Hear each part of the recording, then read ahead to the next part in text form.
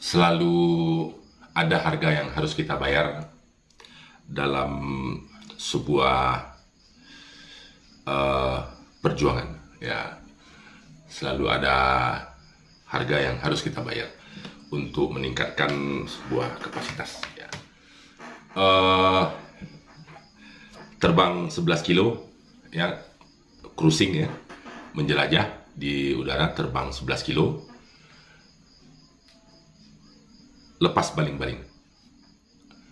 Akhirnya jatuh pas ketika landing.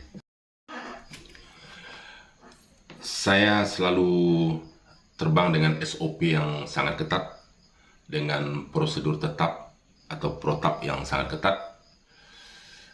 Namun saya lupa satu hal, yaitu kualitas baling-baling.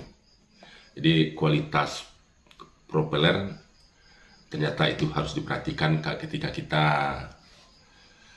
terbang dalam jarak dan jangka waktu yang cukup panjang.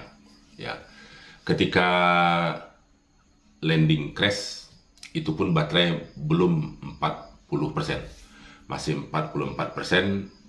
Baling-baling belakang kiri jatuh, kemudian dia lepas tepat atau di dekat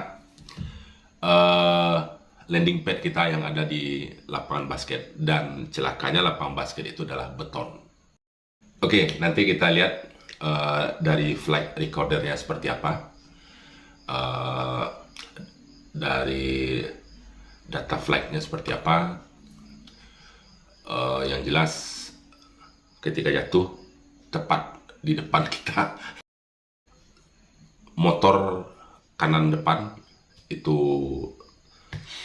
rusak, kemudian lengan kiri patah, ya, lengan kiri patah, kemudian tombol atau board on off-nya juga rusak.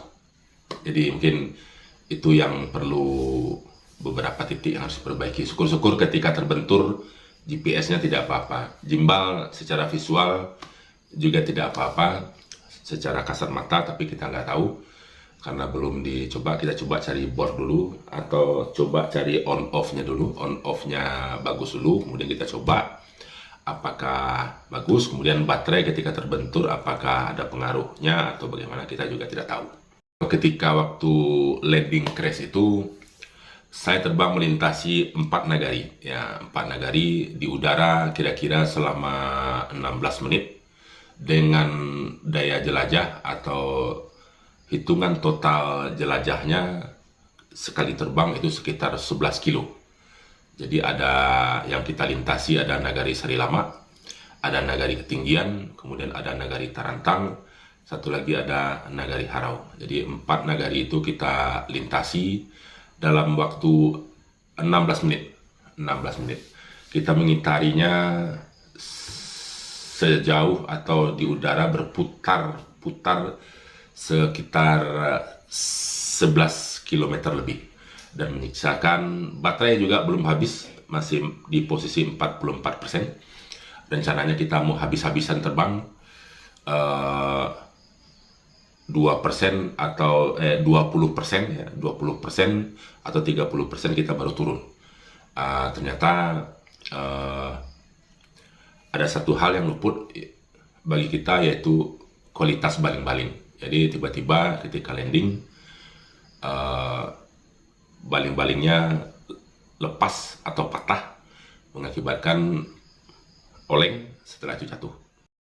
Kita anggap itu sebagai eksiden, ya, eksiden yang tidak pernah kita duga sebelumnya, karena kita percaya yang baling-balingnya kuat, tapi ternyata memang kelemahannya di sana. Jadi baling-baling untuk Zino Pro Plus ini, menurut kawan-kawan yang sudah lebih dahulu memakainya, kalau sudah agak lama dipakai, baling-balingnya getas atau gampang patah, agak mengeras, sehingga kalau ada sedikit gangguan ataupun agak sedikit panas atau agak ada sedikit beban, dia akan patah. Dan ternyata terjadi.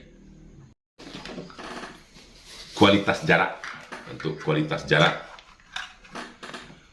ya untuk kualitas jarak sebagai drone penjelajah, kalau menurut saya ini Zino Pro Plus ini adalah yang terbaik, ya, yang terbaik, yang sesuai dengan, paling tidak sesuai dengan kebutuhan saya. Dia mempunyai jarak yang sangat jauh, didukung oleh baterai yang kuat, dengan koneksi pun yang kuat, baterainya pun kuat 5000 mAh. Tapi saya lupa satu hal, ya, yaitu tidak memperhatikan kualitas baling-baling, ya, karena sebenarnya sudah diingatkan sama kawan-kawan untuk selalu melihat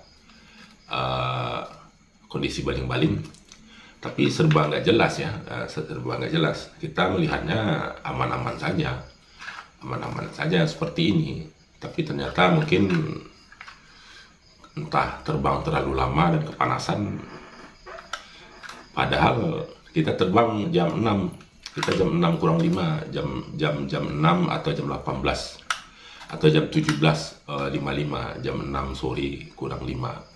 Jadi situasi di atas juga agak sejuk, namun juga terpantau ketika terbang angin cukup kencang di atas, ya, angin cukup kencang di atas. Dan insidennya terjadi justru ketika kita sudah mendekati landing pad, jadi tidak ketika sedang di atas.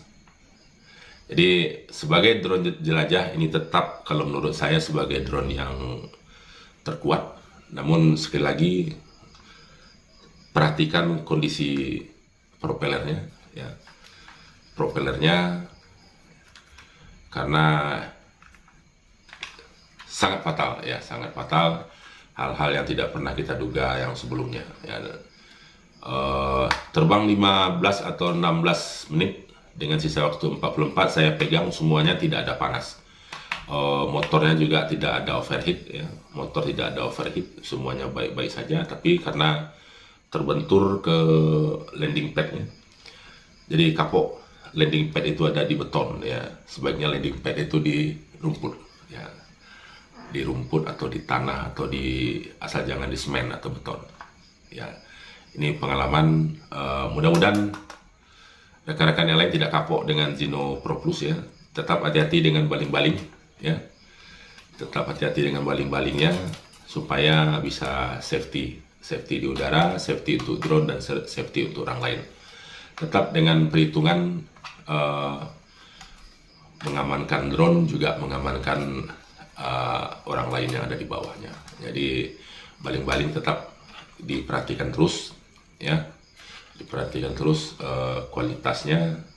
Saya juga nggak tahu kenapa patah, ya, entah kenapa patah dan kenapa lepas, saya nggak tahu.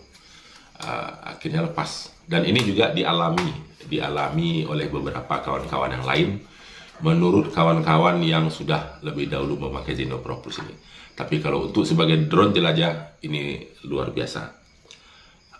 Rentangan armingnya atau lengannya cukup besar, dia juga tidak terlalu ringan, dengan kemampuan terbangnya dan baterainya. Jadi ini sangat mendukung untuk tidak gampang untuk digoyang oleh angin. Lain halnya dengan yang mini-mini, ya.